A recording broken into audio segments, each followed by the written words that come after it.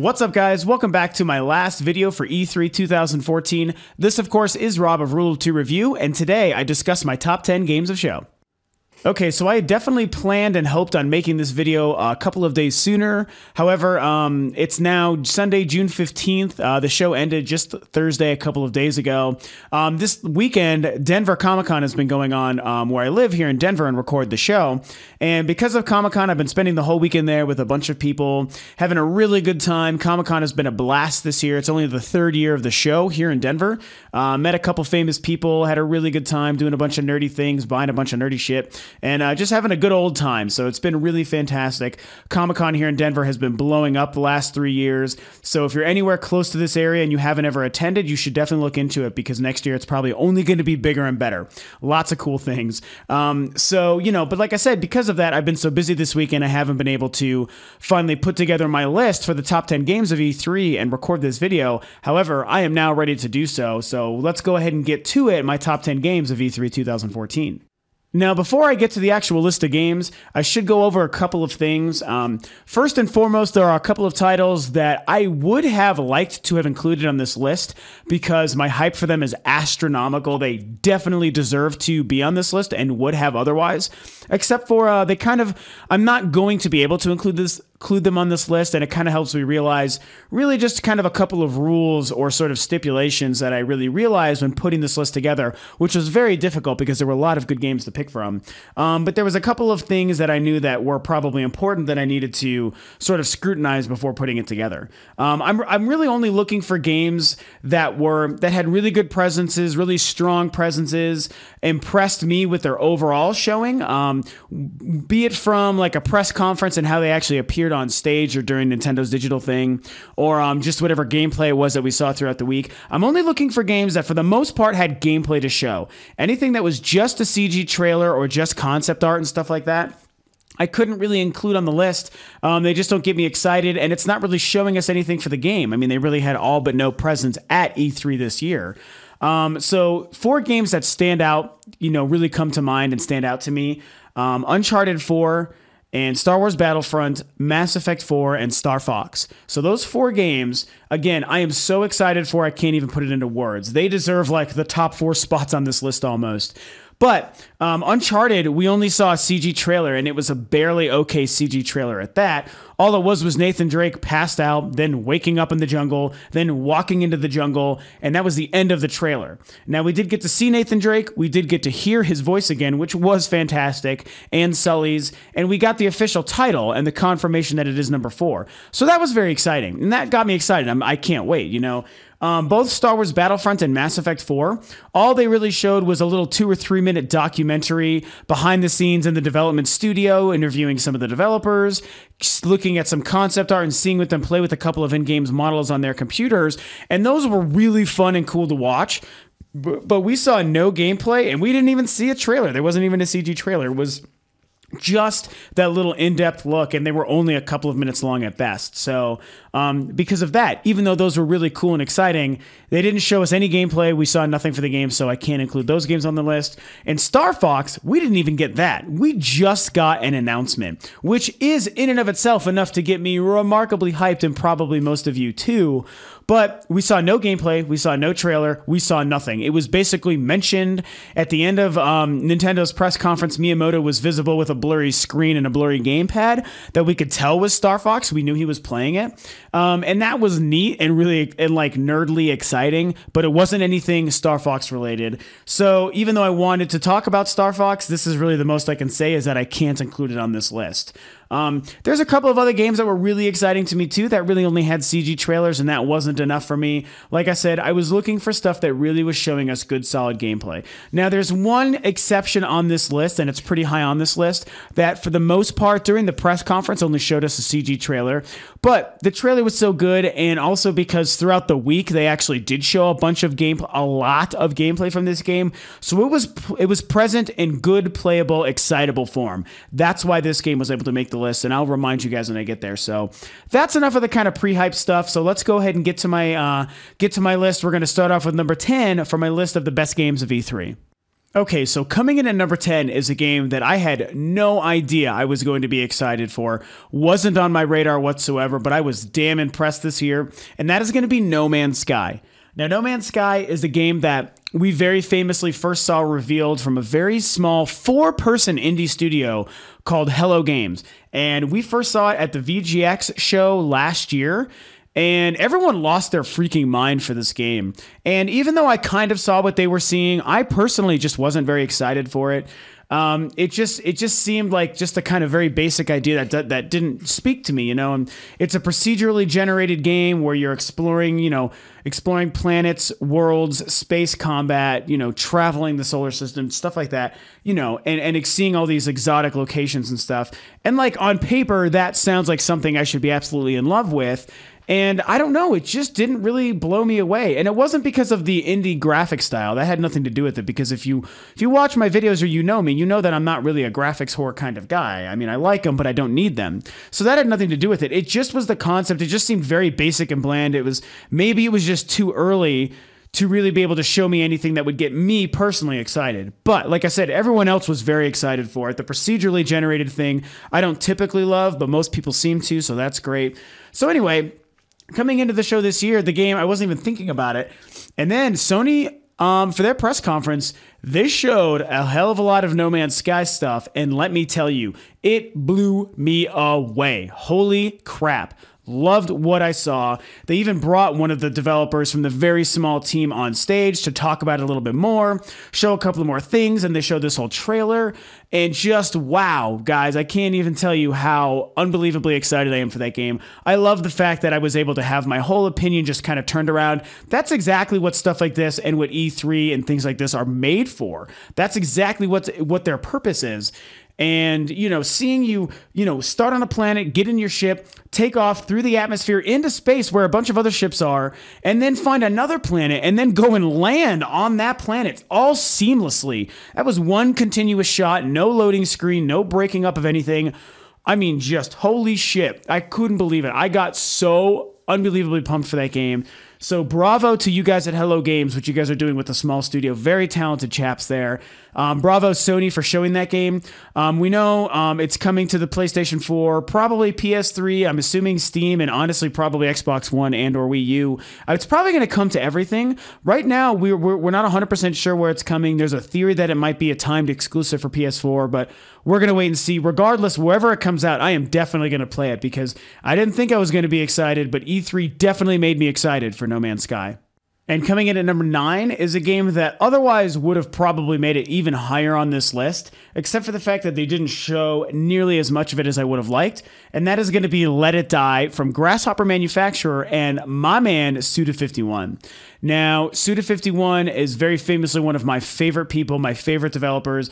Everything he makes, I am there day one. No More Heroes and Killer 7 probably stand as two of my absolute favorite games of all time, and very much aided by the fact that Suda51 just makes the kind of games that he does, and the way those games came together was perfect. I've enjoyed everything since. Lollipop Chainsaw and, oh God, why can't I remember what the horror game was? I'm totally brain farting that for some reason. I'm a terrible person. No More Heroes 2, all that stuff. It's really, really fantastic. So, with Let It Die, Shadows of the Damned, thank God, I finally remembered what that game was called. So with Let It Die, that kind of came out of nowhere, and even more so because it's actually a PlayStation 4 exclusive. So that is huge for Sony. I am so glad that they were able to do that. That alone is enough for me to buy a PlayStation 4. I will buy a $400 machine to play as an exclusive Suda51 game. That's how much I feel about his games, and that's how excited I am for this. Now, the trailer was interesting in that it had a bunch of live action stuff combined with some gameplay. Now, this was the only presence that the game had actually at the show. There was nothing on the floor that I could seem to find, not a whole lot of on-hands sort of footage or anything. There really wasn't a whole lot more information about it, but that's okay. It was present at the conference. It was announced as an exclusive, and there was gameplay to be seen. It very much reminded me of like a more modern Manhunt, if anyone ever played the Manhunt games for the PlayStation 2. And they did release a version, I think, for the second one for the Wii. And those were weird kind of, games where you're just in a prison, just beating the shit out of people, really violent. And I don't know that Let It Die is in a prison, but it kind of looks like it, or like a warehouse or something. And it's just like a crazy guy with a bunch of brutal weapons just violently devastating other human beings. And there's a really unique sort of Suda51-esque kind of point scoring going on, or some sort of leveling up thing that seems very reminiscent of how his quirky, kooky ways of putting things like this together. So, you know, we didn't see enough, in my opinion, because I'm so excited for the game. So that's why I'm including it so low on the list. But that doesn't change the fact that a new Suda game is enough to get me hyped. So I'm really, really excited for Let It Die. At number 8, we have the one and only Batman Arkham Knight. Now, Batman, the Arkham games are really, really good games that I've spent quite a bit of time on, not a whole heck of a lot. I haven't actually completed any of them, but I've played a lot of them, especially Arkham City, and I really do and have enjoyed those games.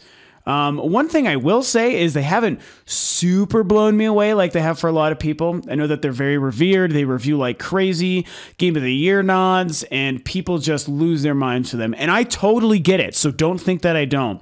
I definitely see what other people see. And I do and have loved those games. So I'm all about it. Now, when Arkham Knight was announced, I didn't think I was going to be as pumped as I am. But when I saw that first reveal trailer, that was like a 4-minute CG story-related trailer, holy crap, that was so awesome, and I instantly got pumped. And even more so when I saw that the game is only for the new gen platforms. Thank God, it's one of the first games to do that, to come out this gen so far and release and only be for these newer systems and not be held back or bogged down by the previous gen. Rocksteady has committed 100%, and I applaud them for it immensely, and that made me even more excited for this game than I already would have been.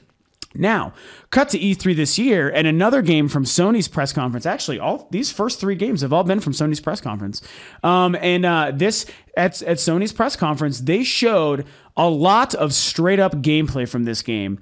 And I have to tell you, and I know that I made the point a little bit earlier that I'm not a graphics guy. They don't really sell me on games. And that very much is true, but don't take me for a fool. I'm no idiot. I still love gorgeous graphics, and I love next-gen graphics. And the way that the gameplay looks for Batman Arkham Knight right now is literally the first game that I think I can say actually makes me believe in the next gen in terms of visuals and power. Because I haven't really felt it or cared about it at all this gen from any of the consoles or from PC. It just hasn't been doing a lot to make me feel like, wow, the next generation of graphics are here. This is the power of the next gen. Like, it actually is a real thing. And this is what it looks like. Nothing has made me feel that way. However, everything I've seen from Arkham Knight has absolutely made me feel that way. This is the first truly next-gen looking game I think I've seen yet. That does include like even Battlefield 4 and stuff like that running on a high-end PC. I mean, that looks great. Don't get me wrong, but nothing like what I've seen from Batman.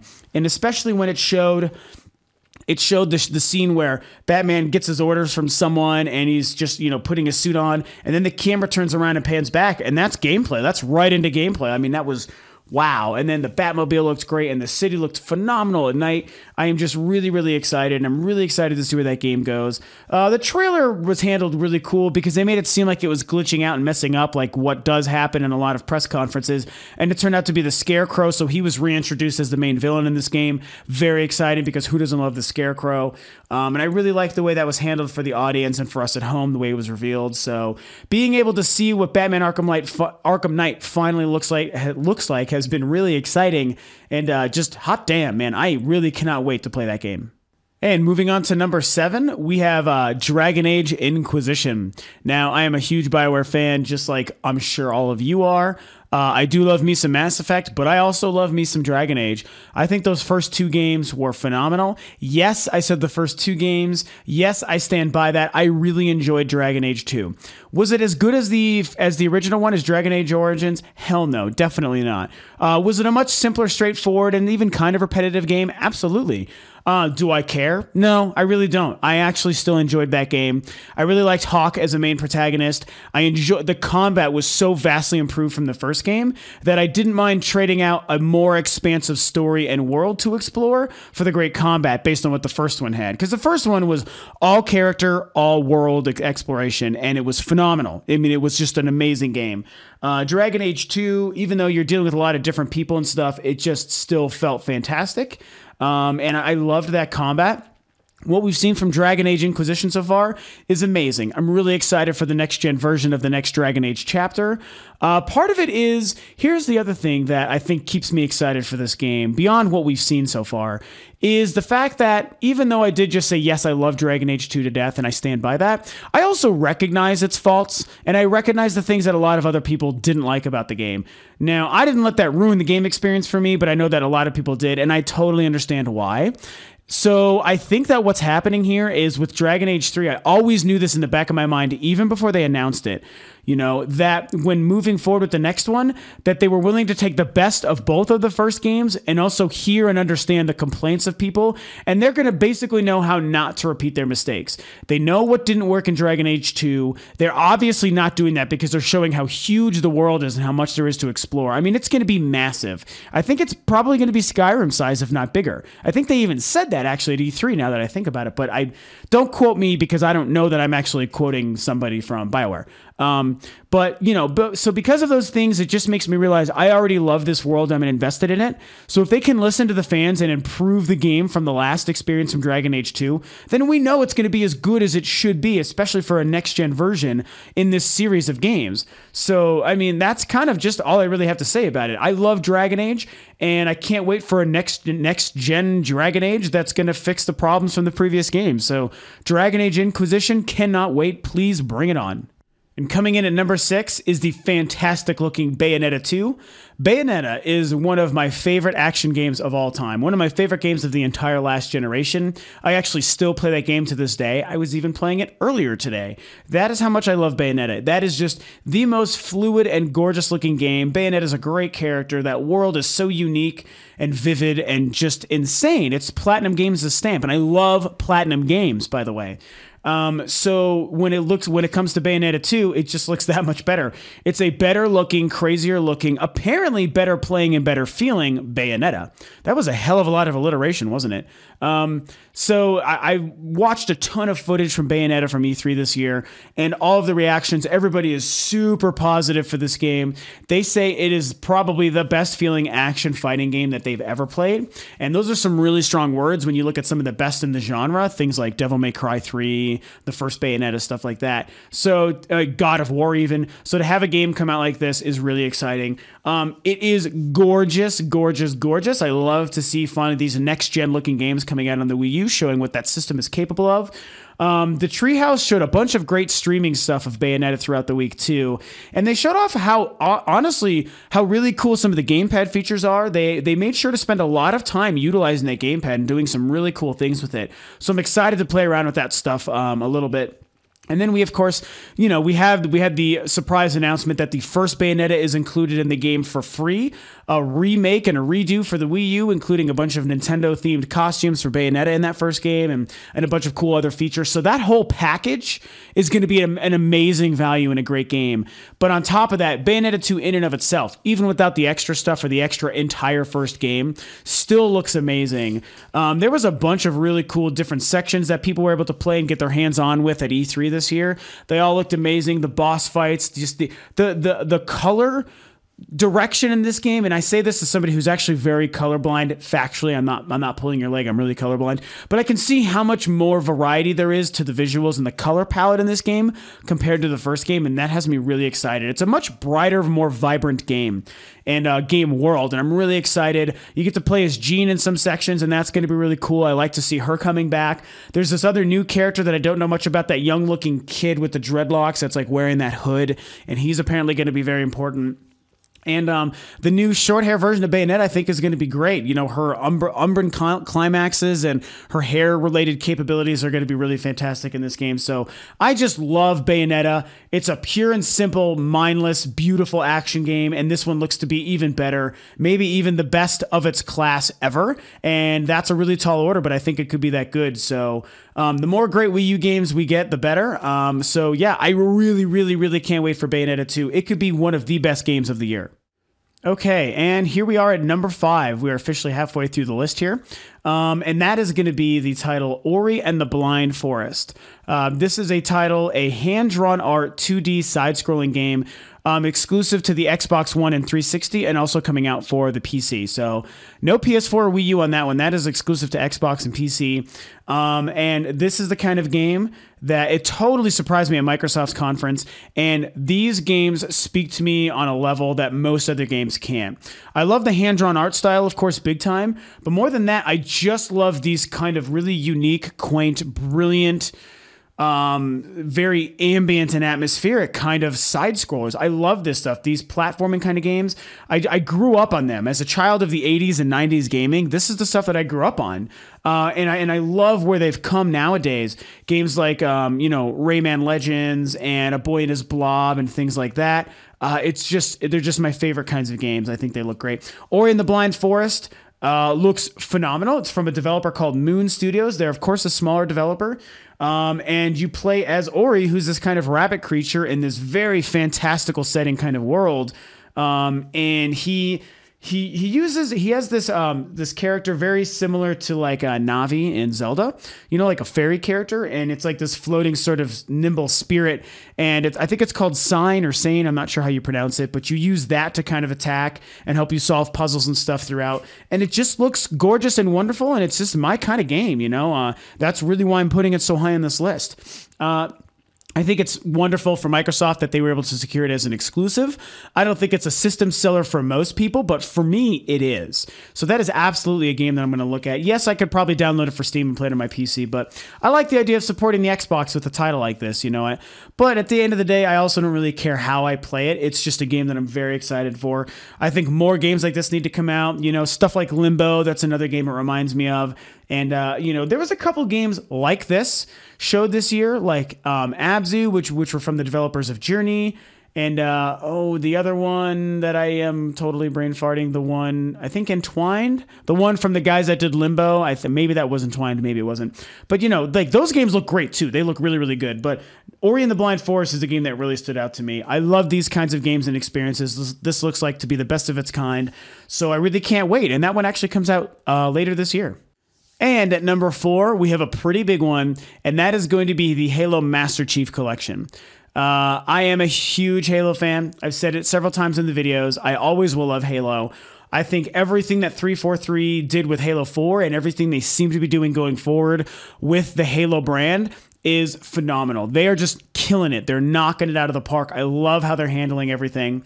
The Master Chief Edition was officially announced, even though it was rumored for a couple of weeks. It was shown in great detail. They spent a lot of time talking about that and how it's preparing for Halo 5 Guardians and all sorts of good stuff, and it was all wonderful. For a Halo fan and a first-person shooter fan, it was absolutely phenomenal news. I cannot wait.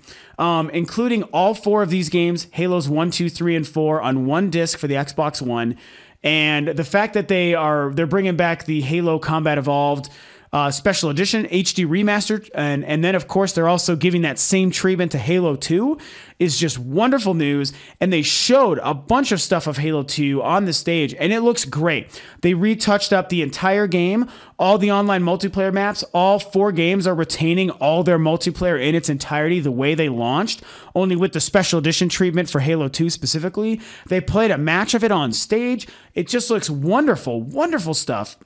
The unified and ubiquitous mission selection menu where you can seamlessly go in and out of any of the missions from all 4 games is fantastic. You can create your own playlist of all the missions from any of the 4 games. Wonderful. Thank you so much for that. And then there was even the other bonuses that it includes access to Halo Nightfall, which is a live-action TV series, which will start airing later this year, and you can instantly start watching that as soon as you pick up the game. And it also includes access to the Halo 5 Guardians online multiplayer beta. So there's so much value going on there for a $60 disc, mostly for Halo fans.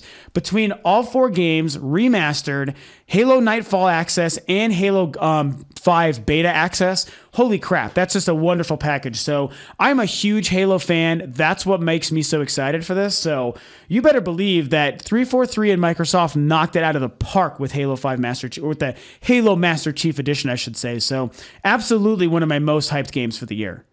At number 3 is Little Big Planet 3. This is a game we probably all knew was coming for the PlayStation 4 at some point. I don't think anyone really knew to expect it this year. I sure as heck didn't, but I was so thrilled to see the game. Little Big Planet, like I said, with those 2D kind of puzzle-solving platformer experiences, they're just my favorite kinds of games. And the Little Big Planet series has obviously been at the very top of that list for me, some of my favorite games of all time. And of course, with Little Big Planet 3, we got everything we could ever want. A bigger, better looking Little Big Planet. And they added a bunch of cool new things. And most importantly, the biggest thing is the addition of 3 new characters that people are able to play as.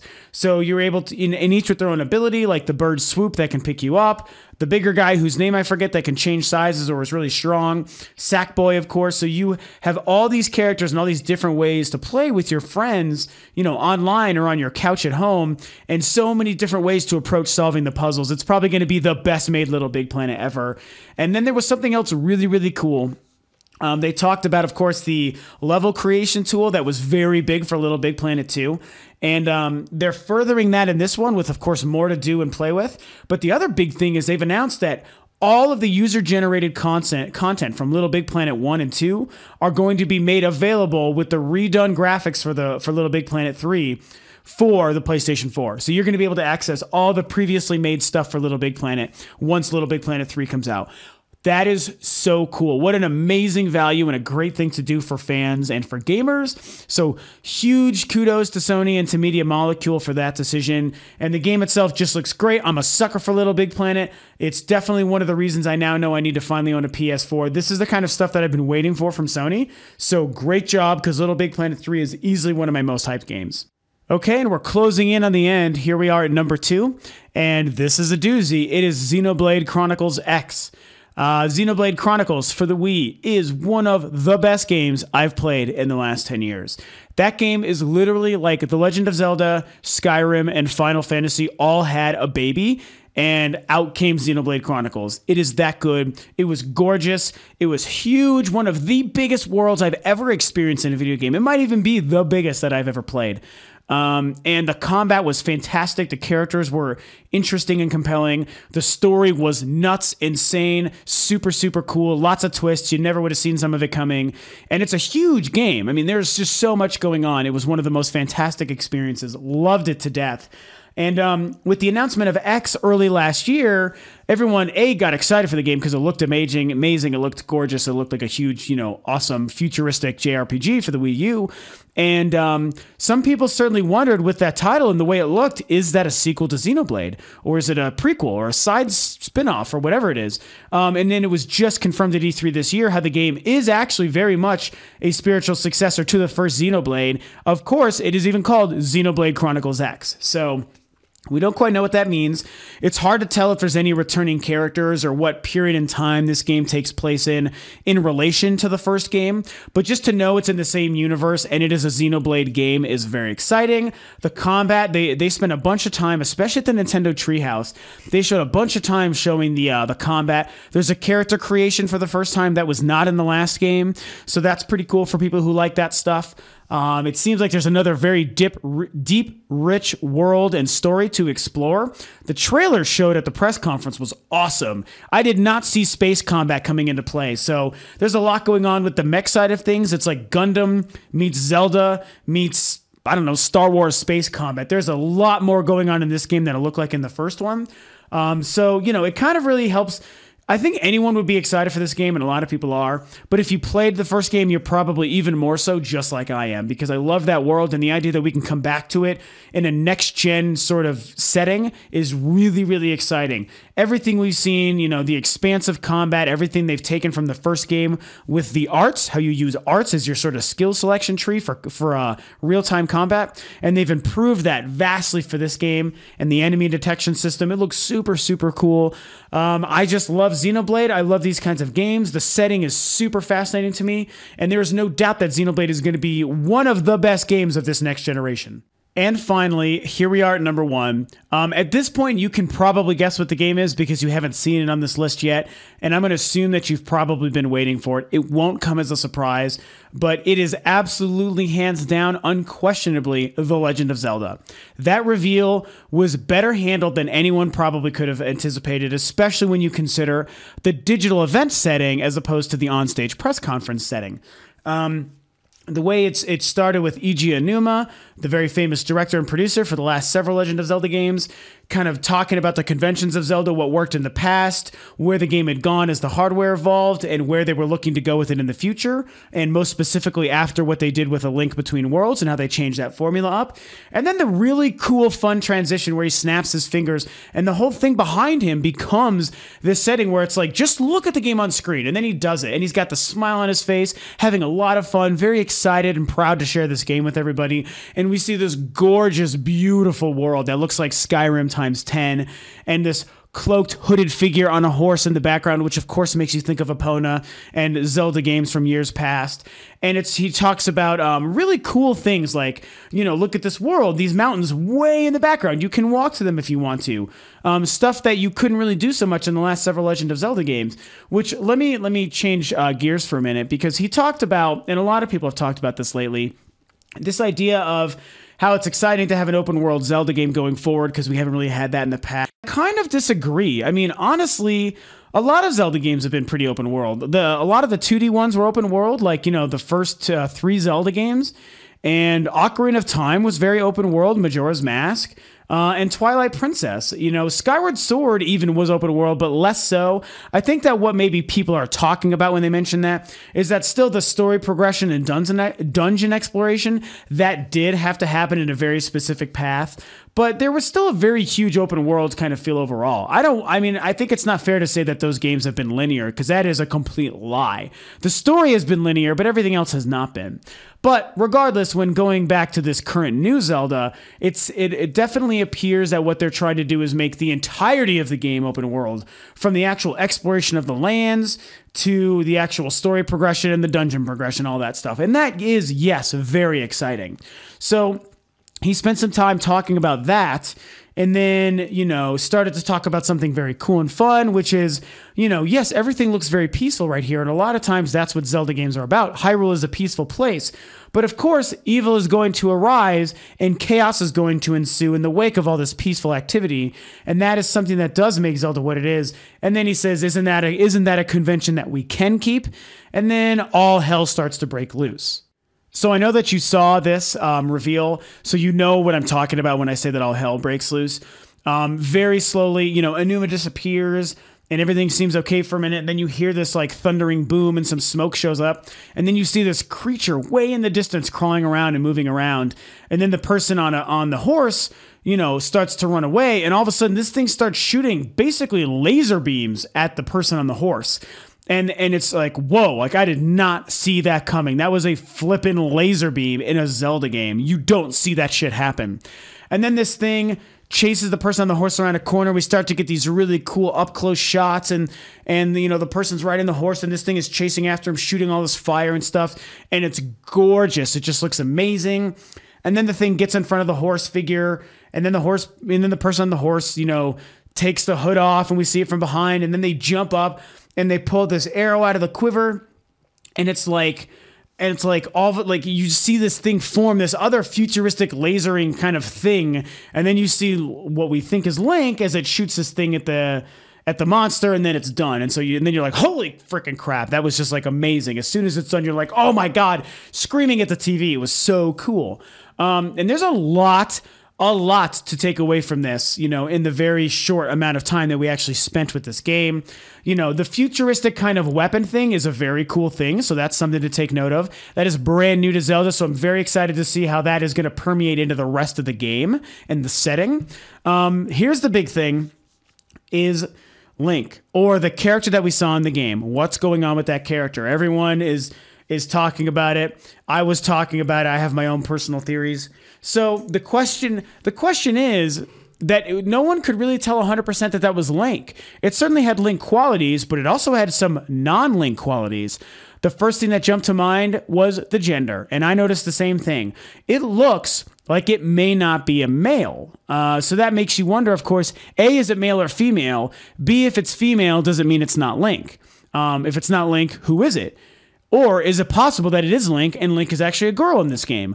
Or does it mean that you get to pick what gender your Link is, which is actually my personal theory. That's what I think is going to happen. We're going to play as Link. Link is in the game. That was Link, but we're actually going to get to choose what gender Link is. And I think that that's going to be a cool format, more so than just making Link a female, even though I would still ultimately be okay with that. That would be a little bit weird. I would rather us have a choice. Aonuma had a lot of very coy comments he made about this because he, of course, was asked about it. And he said no one ever specifically said that that was Link in the trailer. And it's like, you sly son of a bitch. What is it you're getting at there? So some people think that it's either maybe Zelda in that trailer, that it's maybe Zelda that you play as, or that it's someone else entirely. So all of these things are possible. It is Link, it isn't Link. It's not Link, it's Zelda. It's not Link, it's somebody else. It is Link, but it's a man. It is Link, but it's a girl. It is Link, but you get to select your gender. I mean, it's all these different things. There's so much going on, and it's very fun to kind of theorize and really not know exactly what's going on and know that any one of those things is possible. I'm still going to stand by my theory. I think, yes, it's Link. I think, yes, that was a girl in the trailer, but I do think that we're actually going to pick our gender and hopefully we can still have a male Link. I want to play as a male Link, but I love the idea of the option of playing as a female. I think that that's really cool. So we'll see how that affects the story and changes Link's relationship to Zelda going forward. Most important to take away from that, other than the whole Link thing, is how it looked. It was gorgeous. It was very next gen. Everyone is in love with how it looks. For the most part, everyone is in love with how it looks.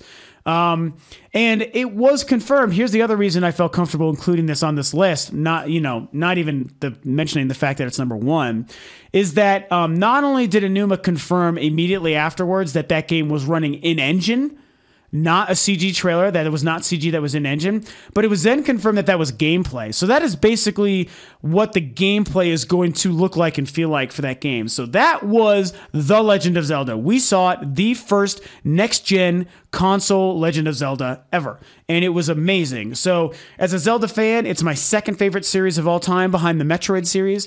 As a fan of Zelda, a super huge fan, like I'm sure most of you are, that game was everything I could have wanted and more. It blew my balls off.